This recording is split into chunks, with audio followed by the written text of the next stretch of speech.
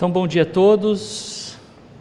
Bem, quando eu cheguei aqui, eu ia fazer uma pergunta para vocês e pedir que vocês fossem honestos, mas pelo menos uma pessoa falou: será que hoje não era aquele dia que a gente ora juntos, né? Afinal de contas, é o 5º domingo do mês. E a verdade é que é.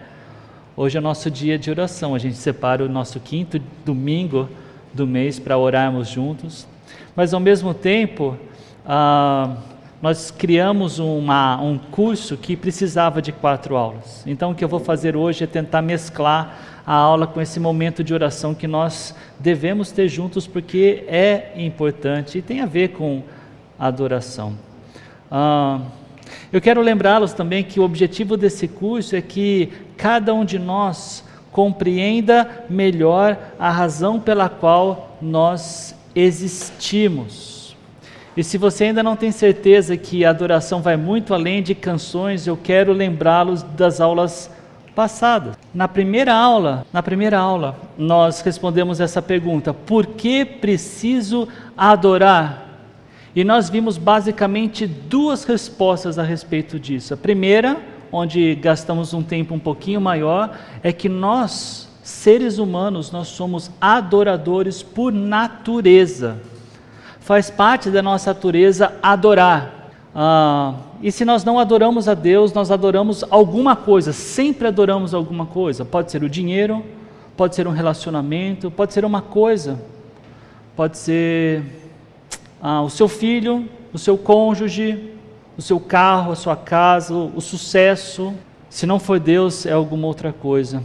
E em segundo, porque é uma ordem de Deus. Nós devemos adorar porque Deus ordena que nós o adoremos. Ele tem direito de ordenar isso. Ele é o nosso Criador, Ele é o Rei de todas as coisas, Ele é soberano e Ele faz essa ordem. A segunda aula nós respondemos essa pergunta: por que Deus precisa ser adorado? Foi porque Ele é mimado? Claro que não. Foi porque Deus, Ele é o Criador de tudo, Ele tem atributos, sendo Ele onisciente, onipotente, onipresente, Ele é imutável. Nós o adoramos por quem Ele é. E uma segunda resposta a essa pergunta é que se nós não o adoramos, existe juízo para isso. E a terceira aula, essencialmente nós respondemos: como devo adorar? E aqui nós vimos 3 pontos. O primeiro deles é porque nós precisamos fazer isso prostrados aos pés da palavra. A essência da palavra na adoração é ela quem diz para nós como adorar a Deus. Em segundo, que nós precisamos fazer isso dedicado a fazer o bem. E em terceiro lugar, consciente de que Deus é o centro, Ele é o centro de tudo, é o centro das nossas vidas, Ele é o centro da história, Ele é o centro dessa comunidade, e é dessa forma que nós devemos adorá-lo, fazendo-o sempre centro de tudo. Então, como eu disse para vocês no começo, hoje não é somente uma aula, é também um tempo que nós oramos uns com os outros a Deus. Então eu queria fazer essa primeira pausa para que nós pudéssemos orar. E poderíamos orar com base nessas 3 perguntas. Por que preciso adorar? Por que Deus precisa ser adorado? E como devo adorar?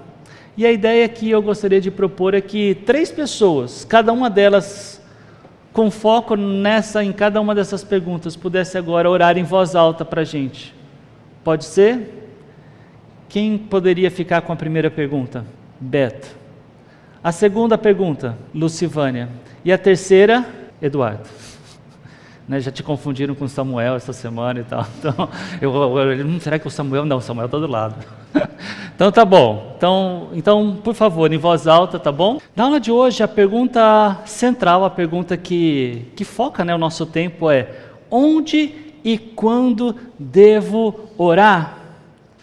Mas eu tenho certeza que você... Desculpa, adorar. A gente estava orando, adorar, mas eu tenho certeza que vocês já sabem essa resposta. Quer ver? Vamos lá, eu quero escutar de vocês. Onde? Onde que eu devo adorar? Isso mesmo, Heitor. Em qualquer lugar. E quando? Sempre. Está vendo? Gente, foi muito bom tê-los aqui hoje, né? Vocês já sabiam as respostas, a gente pode voltar para casa. Mas também é verdade que como nós somos pecadores, a gente é craque em se esquecer disso, se esquecer do que é óbvio, viu como é óbvio? Vocês já sabem essa resposta, mas a gente vai revisitar então essa questão. E a gente vai começar olhando para um dos textos mais famosos quando o assunto é adoração. Vamos lá, só para eu escutar um pouquinho a respeito do que vocês pensam ser um dos textos, ou o texto mais famoso, um dos mais famosos com relação à adoração. O que vem à sua mente? Ok, esse é um salmo? Sim, é verdade, Lucas, né? Ok, mas não é esse o texto que eu tenho em mente, mas é uma resposta. Talvez o que está na minha mente.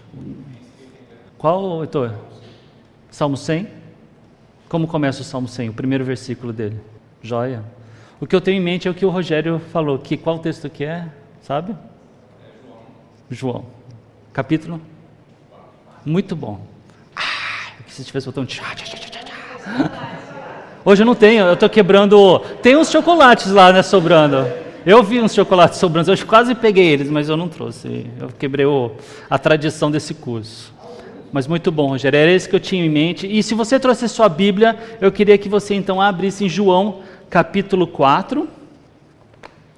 Meu óculos está aqui exatamente por causa disso. E eu quero ler com vocês até chegar então no versículo 19 e 20, que já está aqui no nosso slide. Mas aí vai ser importante para ter esse contexto, tá, dessa conversa que Jesus tem com uma mulher de Samaria, uma samaritana.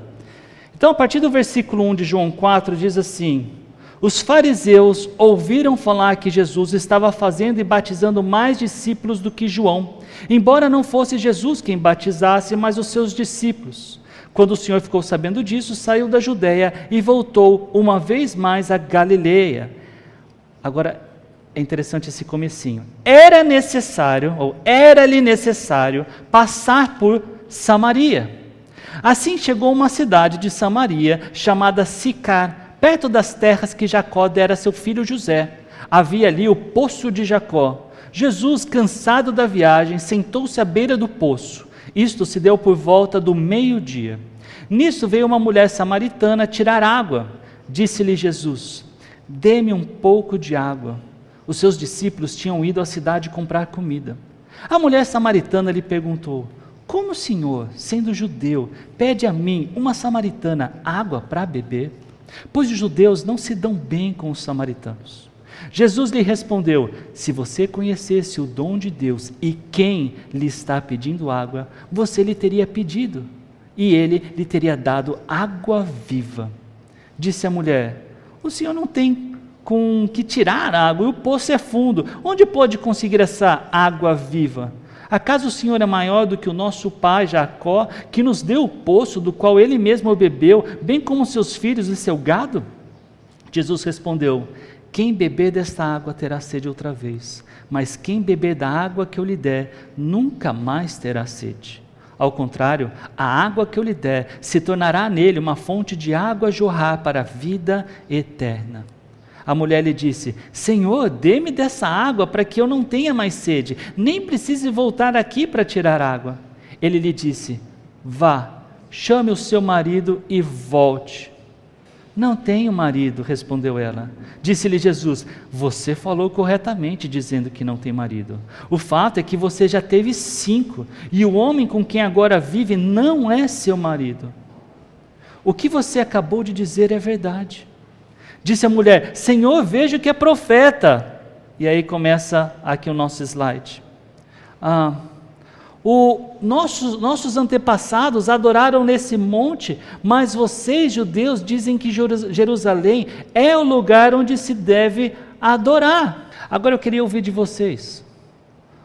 Onde é que está a preocupação da mulher? Nesse tema que nós estamos tratando. No lugar. Isso mesmo, muito bom, Carmen. Olha um chocolate. De vez, né? Na cabeça dela, o importante era o lugar. Além disso, parece que para ela, um dos lugares que ela cita está errado. Afinal de contas, é no monte, esse monte é o Monte Gerizim, ou é em Jerusalém? Se a resposta certa foi Jerusalém, ela tem um problema geográfico. Não somente, se não for o monte, se for Jerusalém, um outro problema que ela enfrentaria é o racismo. A gente acabou de ver, existe um conflito entre os judeus e os samaritanos. Mas ela sabia que aquele homem com quem estava falando com ela pelo menos falou, o senhor é um profeta. Ele falou algo que, bem, era alguém que ela nem conhecia e sabia que, poxa, você já teve 5 e o que você tem agora não é nem seu marido. Então ela esperava que aquele homem ali tivesse a resposta correta. Então, faz sentido ela ter essa questão, essa dúvida na cabeça dela? Então, para deixar mais claro, essa mulher ela foi ensinada conforme a tradição samaritana. Ela disse, olha lá, nossos antepassados adoravam ou adoraram neste monte. Ela foi ensinada que havia um lugar específico para adoração. É nesse monte. Mas os judeus, eles também tinham um lugar para adoração. Primeiro, o tabernáculo. É aquilo que eles montavam e desmontavam enquanto estavam no deserto. Na verdade, o tabernáculo ficou um pouco mais do que isso. Porque veio Saul, o rei Saul, ainda era um tabernáculo. Veio Davi, ainda era tabernáculo. Só com Salomão, o terceiro rei de Israel, é que chegou o templo.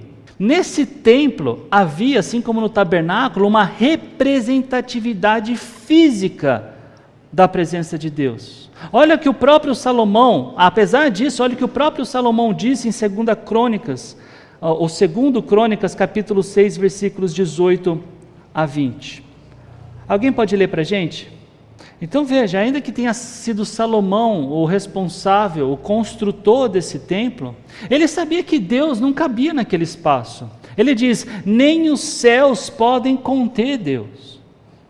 E ele também diz, ele reconhece ter sido o Senhor quem disse algo importante a respeito sobre esse templo. Lugar do qual disseste que nele porias o teu nome. Então, voltando ao texto de João 4, olha como Jesus responde, no versículo 21. Creia em mim, mulher, está próxima a hora em que vocês não adorarão o Pai, nem neste monte, nem em Jerusalém. Então, de novo, o Monte Jerusalém tem a ver com o quê? Com onde? A perspectiva dela sobre onde estava correta? De acordo com o que ela havia aprendido? Sim. Mas de acordo com o que Jesus vai começar a ensinar para ela? Não estava correta. Não era no monte e não era nem em Jerusalém. Ele está respondendo isso para ela. E aí, continua no versículo 22, vocês samaritanos adoram o que não conhecem, nós adoramos o que conhecemos, pois a salvação vem dos judeus.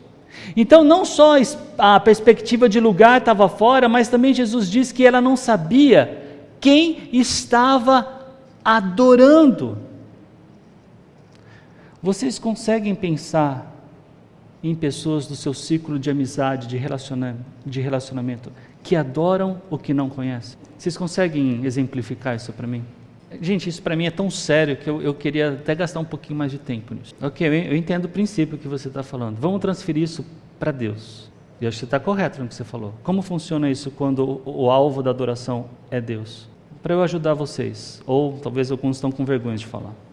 Mas quantos do círculo de amizade de vocês vão até um lugar, chamam aquilo que vê de Deus e adoram como se fosse Deus, mas quando a gente olha para a palavra de Deus, a gente vê, não é Deus. Vocês estão entendendo o que eu estou dizendo? Vocês estão entendendo? Quantos lugares daqui de Paulo Afonso são chamados de igreja? E as pessoas entram nessa igreja, e lá tem um suposto Deus, mas elas chamam de Deus. E elas adoram esse Deus. E a pergunta que eu faço para vocês é, eles estão adorando um Deus que conhece? Vocês estão entendendo onde eu estou chegando com essa pergunta? Então os samaritanos, e gente, os samaritanos eles são descendentes do povo de Israel. O que aconteceu? Chega um determinado momento da história em que, depois do reinado de Salomão, a gente tem um território que se divide. E a gente tem um reino do norte e um reino do sul.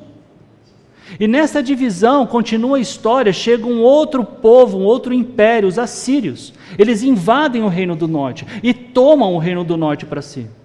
E uma das formas de conquista era, nós vamos matar os homens e nós vamos tomar as mulheres. Quem são os descendentes dessa mescla? Os samaritanos. Então os judeus olhavam para os samaritanos dizendo, olha, isso daí é impuro, isso não é judeu, não é que nem a gente. E é daí que vem esse problema que Jesus está falando, a mulher disse. E o que acontece é que nessa separação, o reino do sul ainda continua tendo uma adoração a Yahweh, mas os samaritanos, não. Esse é o ponto. O ponto é mediação. Isso mesmo. Interessante, Beto, você dizer isso, porque assim, alguém me mandou, várias pessoas me mandaram, mas uma delas eu respondi assim, você acha que no Brasil isso vai mudar? Há algumas semanas, o que a gente vê acontecendo ali no sul do Ceará? Então, o catolicismo romano brasileiro, ele é extremamente mariólatra. Então, se vocês leram um comentário de, gente, amigos próximos, aqui, de Paulo Afonso, quando falou isso, falou assim, para mim não vai mudar nada. Vou continuar, Maria vai continuar tendo um lugar no meu coração que sempre teve. Se a gente vai para no caso, o sul do Ceará, é o meu Padim Padre Cícero.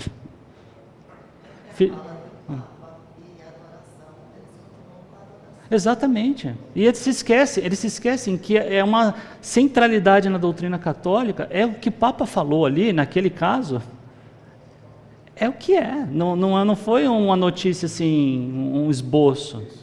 Né? Fala, Felipe. Exato, e eu estou falando somente de cristãos aqui, outros grupos que se identificam como cristãos, mas a verdade é que quando a gente olha para a palavra de Deus, a gente precisa, essas pessoas conhecem ou não conhecem quem elas estão adorando. E eu não estou dizendo que elas desconhecem de tudo, mas é importante que a gente tenha esse discernimento. Aqui no caso, se a gente continua essa história, vocês vão ver que o conhecimento dela era o suficiente para dizer, ela ainda precisava de crer em Cristo, ela ainda precisava da salvação. Agora Jesus, ele diz, ele sabe quem deve ser adorado. Ele diz, a salvação vem dos judeus. E aqui é interessante lembrar, mais uma vez, que ela identificou Jesus como um profeta. Ele ainda não está dizendo, esse cara que está aqui é o Messias, ele é o Cristo. Por enquanto é um profeta, e na cabeça dela, eu preciso então prestar atenção, se esse cara é um profeta, eu preciso prestar atenção no que ele está falando. E ele já começou falando, olha, a salvação vem dos judeus. E agora no versículo 23, olha qual é o foco que a mulher deveria ter e que nós também devemos ter. No entanto, está chegando a hora, e de fato já chegou, em que os verdadeiros adoradores adorarão o Pai em espírito e em verdade. São estes os adoradores que o Pai procura. Então, a hora, o quando, já chegou. E isso não precisa mais ser necessariamente uma preocupação para a mulher, porque é agora. Então, para que tipo de preocupação que Jesus quer apontar à mente e o coração da mulher? Ele quer que ela pare de pensar no Monte Gerizim, em Jerusalém, como locais de adoração e comece a pensar no como adorar. A adoração deve ser em espírito e em verdade. E o que é isso? O que é verdade? Quem na Bíblia se identificou como sendo a verdade? Jesus. Mais para frente, em João 14. E olha como então Jesus continua. Deus é espírito. E é necessário que os seus adoradores o adorem em espírito e em verdade. E com isso, o autor do livro que nós temos baseado esse curso, John MacArthur, ele escreve: todo crente é um templo vivo no qual Deus habita. Isso significa que os crentes podem adorar em qualquer lugar e em qualquer tempo. Então, de novo, onde que nós podemos e devemos adorar? Onde? Em qualquer lugar. Quando? Sempre. Deus, Ele está conosco o tempo todo. E pensando nisso, eu sei que eu não pedi para nenhum de vocês que faz o louvor, mas eu pensei da gente poder cantar, mesmo que fosse a capela, a música Em Espírito e em Verdade, pelo menos até a chegada do primeiro refrão, tá bom? Queria contar aí com a ajuda, Carmen, Karen, não sei, eu tenho uma letra aqui, tá bom? Não precisa. Já está lá. Mas acho que por causa da questão do tempo da aula, eu vou preferir que a gente até faça assim, vai fazer diferente. Então olha lá. Em espírito, em verdade, te adoramos, te adoramos. Em espírito, em verdade, te adoramos, te adoramos. Rei dos reis e Senhor, te entregamos nosso viver. Rei dos reis e Senhor, te entregamos nosso viver, para te adorar, ó Rei dos reis.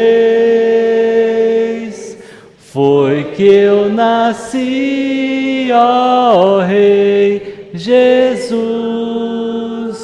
meu prazer é te louvar, meu prazer é estar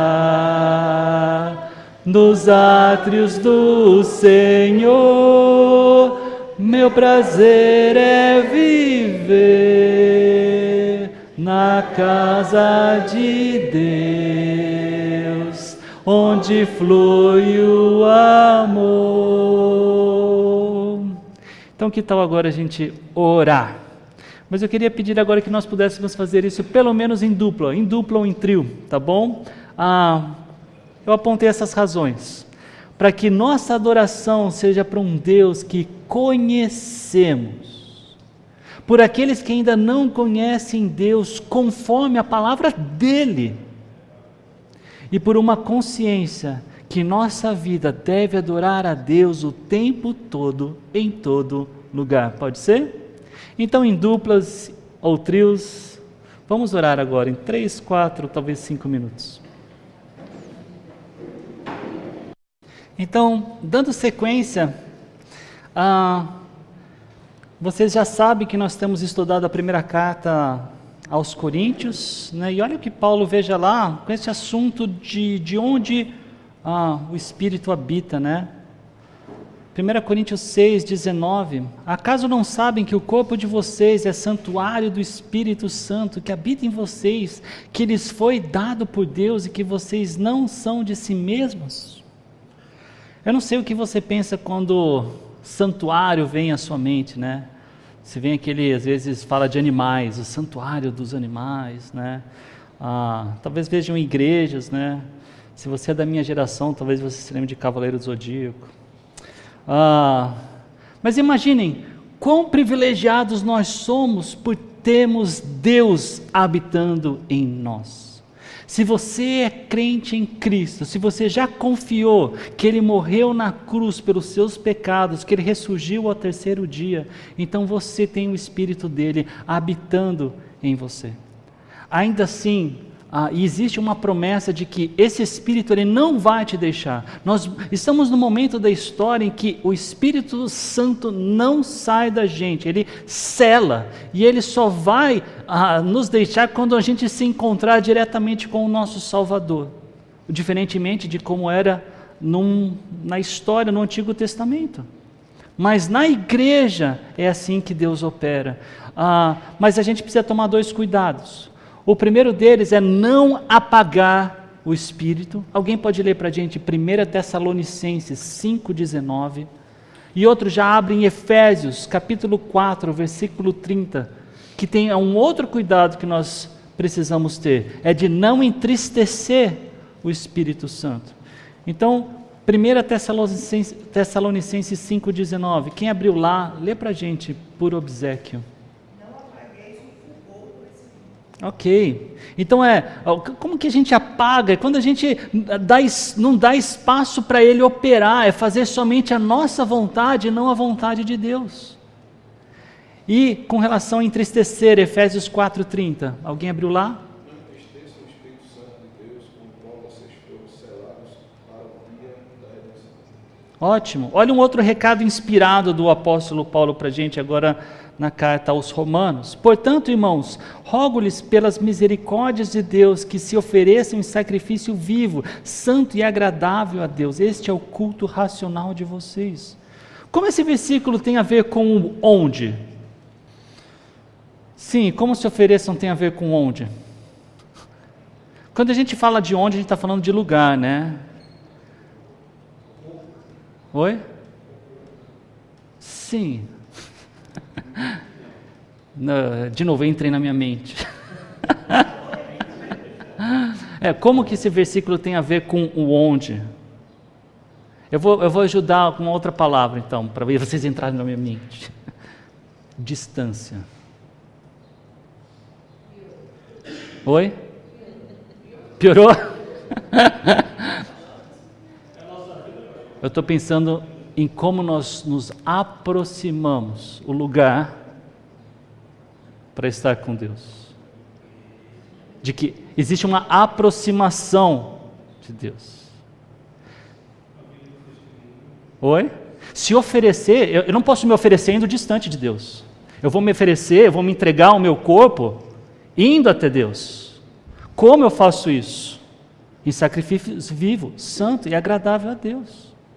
Está escrito aqui, gente. Só que ainda que eu vou destacar para vocês a santidade. Deus é um Deus santo. E Ele não quer que não haja nada perto dEle que não seja santo. Então nós devemos buscar a santidade, ainda que em Jesus nós nos tornamos santos, nós somos vistos pelo Pai como alguém santo, cuja culpa do pecado já não opera mais em nossa vida, porque Jesus já pagou por ela, e por isso nós podemos, nesse onde, estar menos distante, mais próximos de Deus. É esse lugar que Deus quer que nós estejamos, e nesse lugar não existe como estar próximo sem uma oferta e sacrifício vivo, santo e agradável. E isso é um culto, esse é o nosso culto racional a Deus. Vocês se lembram de alguém que ofereceu uma oferta a Deus e ele rejeitou? Quem? Isso, Caim. Caim é um deles. Alguém falou um outro? Oi?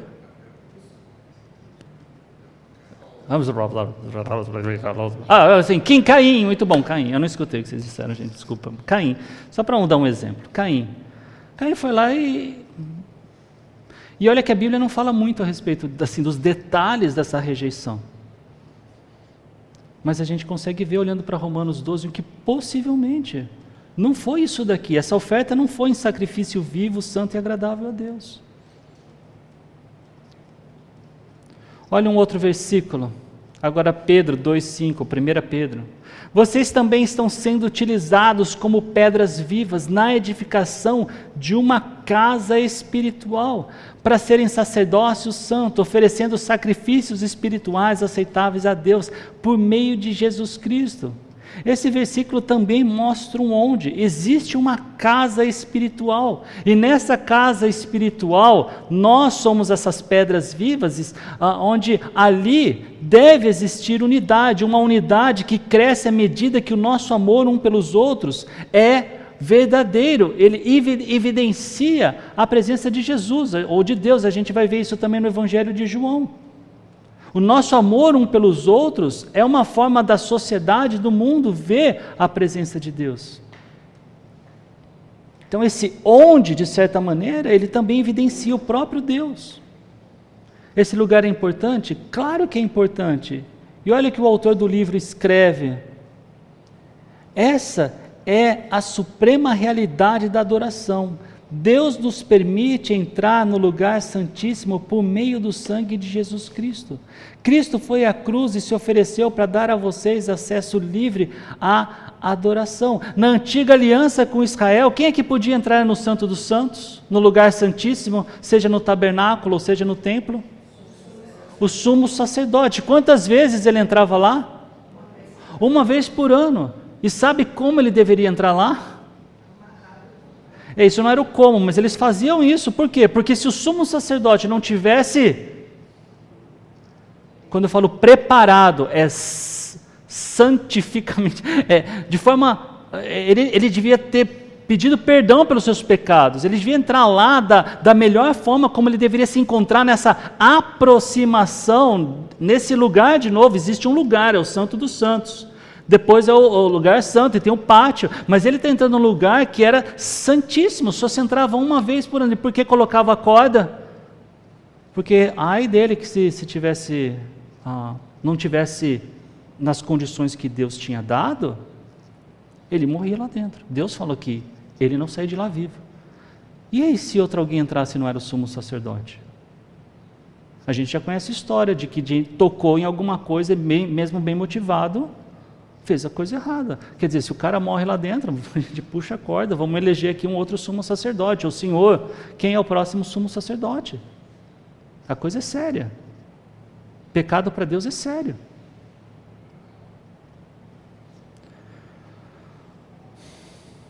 Então, esse sumo sacerdote, ele tinha condições espirituais que a própria lei exigia. E se ele não tivesse, segundo a lei, segundo o próprio poder de Deus, como aconteceu com várias outras pessoas, ele morria.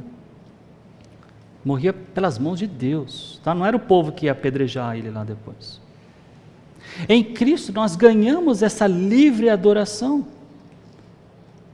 Em Cristo nós não precisamos amarrar uma cordinha no nosso pé e ir até um determinado lugar para que ali se ofereça a sacrifício, se ofereça a oração, se ofereça o que era necessário ser oferecido para Deus.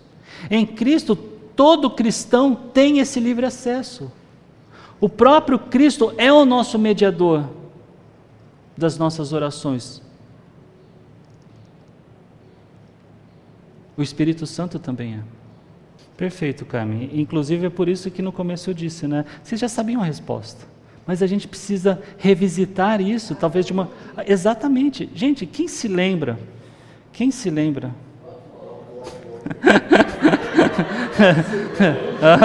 Tá ruim, né?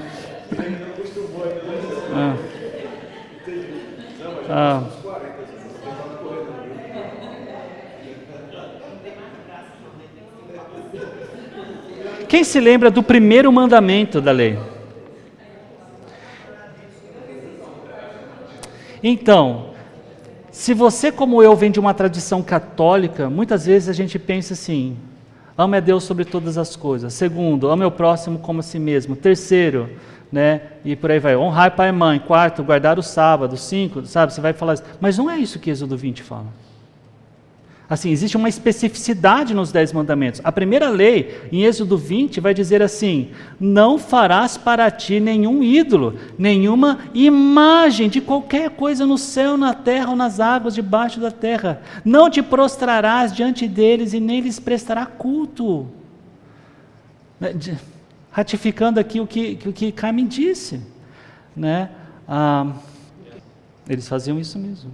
Eles fazem isso, né, quando eles vão curar alguém, fala assim, haha, você acha que eu fiz isso? Ó quem fez isso, Rogério. E nessa questão de adoração se o pastor não está, então não vou para a igreja para adorar, sei que ele vai entrar de férias, e com certeza, né, se o sumo sacerdote não apareceu, realmente... mas voltando um pouquinho aqui, e realmente concordo, ainda que nós nem precisamos do diabo, né, para fazer errado, com certeza ele usa isso, com certeza, né? E ele é muito mais astuto do que nós, né? Então quantas pessoas aí estão achando que estão adorando a Deus, mas elas nem conhecem a Deus, se prostram diante de imagens, e essas mesmas pessoas que supostamente dizem, olha, eu conheço e adoro a Deus, têm a Bíblia em suas mãos. E olha quão claro Êxodo 20, o que ele disse? Não faça imagens, não se prostre diante dessas imagens. Não tem um elemento físico que nós consigamos representar a Deus plenamente, então não vai ter como ter alguma coisa. Ainda que também, gente, não é equivocado, nós temos elementos culturais que nos remetem a isso, mas a questão é diferente. Uma coisa é adorar aquilo e outra coisa é uma ajuda para que nós nos lembremos. Isso, energia também. Estava lembrando, você falou energia, eu lembrei, tem uma denominação supostamente cristã que se chama ciência cristã, acho que é isso. Enfim, lá em Campinas tem uma numa avenida bem conhecida. Gente, então vamos... Vai, mais... Sim, Rogério. Não, pior que não, tenho certeza que não. Mas eu não tenho dúvida, sabendo que a Bíblia chama isso de demônios, e como eu disse, eles são mais astutos. É o que eu já acho que compartilhei com vocês. Eles usam a verdade. A história que eu contei para vocês, do pai do amigo que foi consultar, o filho morreu, o amigo era o filho, e ele mostrou para mim a carta que foi psicografada, dizendo, pai, eu não me lembro as palavras exatamente, mas confie em Jesus Cristo porque Ele é o único caminho, não há salvação além dele. Então quer dizer, sabe o que ele falou para mim? Você vem aqui, Zambelli, falar de Jesus, mas meu filho já está falando isso para mim. Olha isso. É verdade. Então vamos orar, gente, mais uma vez. Em Cristo, podemos acessar Deus em qualquer lugar, em qualquer momento. Porque nossa união em louvar o Senhor juntos, para que nossa união em louvar o Senhor apresente Deus à sociedade. E para que sejamos consagrados a um instrumento a ser um instrumento de adoração. Eu vou orar por nós, tá bom? Mas antes também contar uma rápida história. Eu tive o privilégio de estudar o Evangelho de João debaixo de um dos maiores acadêmicos do Evangelho de João do mundo. Ele tem comentário, tem muitos livros e é um nome que, assim, quem está da academia sabe esse cara. E na primeira aula ele é austríaco. E na primeira aula ele foi comentar com a classe, foi assim, o que vocês pensam do Evangelho de João? Cada um foi falando uma coisa, tal. Na segunda aula, ele pediu para que os alunos relembrassem o que eu falei na primeira aula que foi curioso para você. E olha uma das coisas que ele disse na primeira aula. Ele falou, a minha mãe, ela não é evangélica. E para minha mãe, ela precisa ir na igreja para orar a Deus. E ele chorou quando falou isso. E foi isso que eu me lembrei na segunda aula. Como você foi chorão! Né? Mas o quanto aquilo tocou no coração dele. Né? Quer dizer, ele, um dos maiores nomes em conhecimento, supostamente, do Evangelho de João, cuja mãe, né, e isso, claro, cada um com a sua responsabilidade em crer a respeito de Deus, mas não conhecia a Deus da forma como o Senhor opera, ensina na Tua Palavra. Vamos orar então. Senhor, eu quero Te agradecer.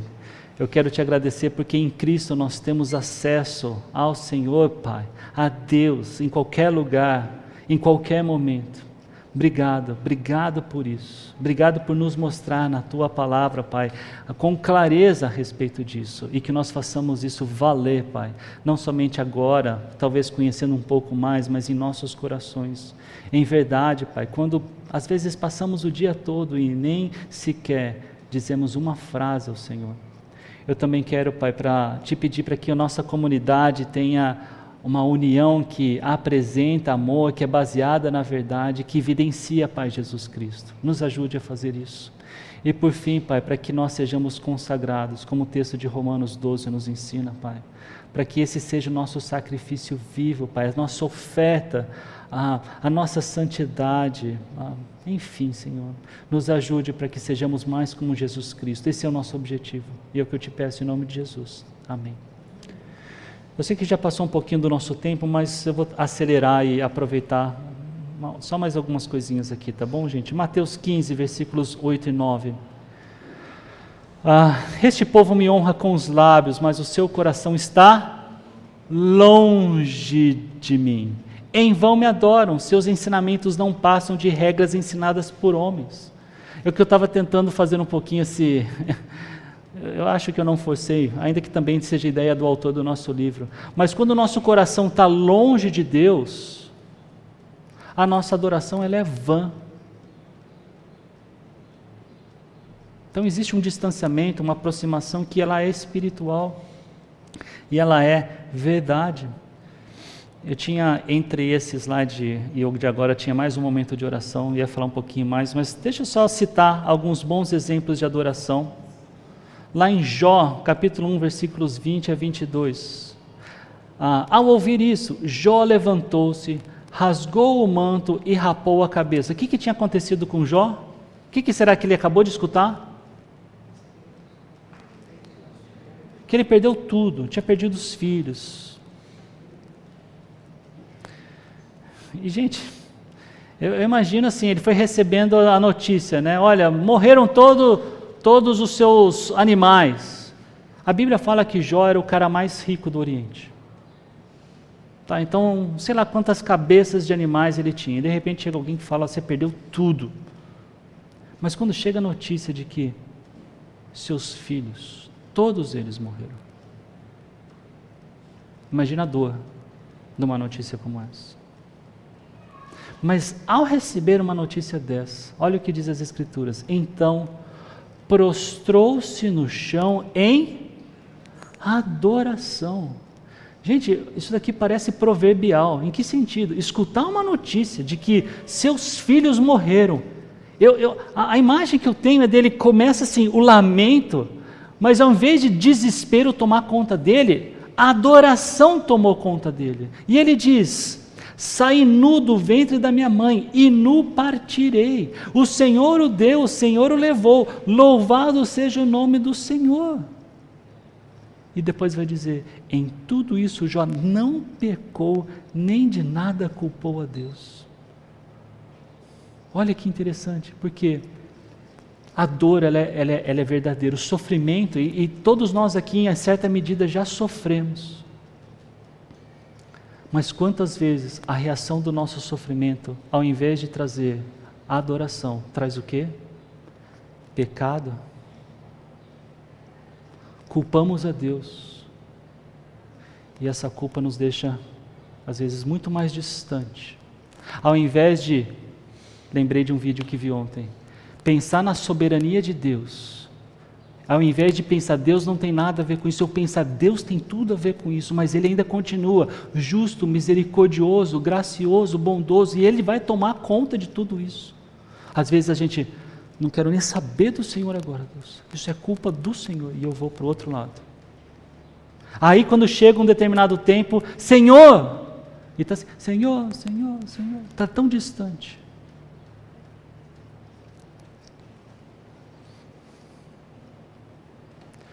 Um bom exemplo de adoração. Um outro, Atos 16, versículo 25. Tendo recebido tais ordens, ele os lançou no cárcere interior e lhes prendeu os pés no tronco. Por volta da meia-noite, Paulo e Silas estavam orando e cantando hinos a Deus. os outros presos os ouviam. Paulo e Silas tinham acabado de ser presos injustamente. A injustiça aqui é porque Paulo, enquanto cidadão romano, não poderia ter sido preso sem um tribunal. Mas eles estavam evangelizando, falando de Deus, foram presos. Não somente presos, foram açoitados.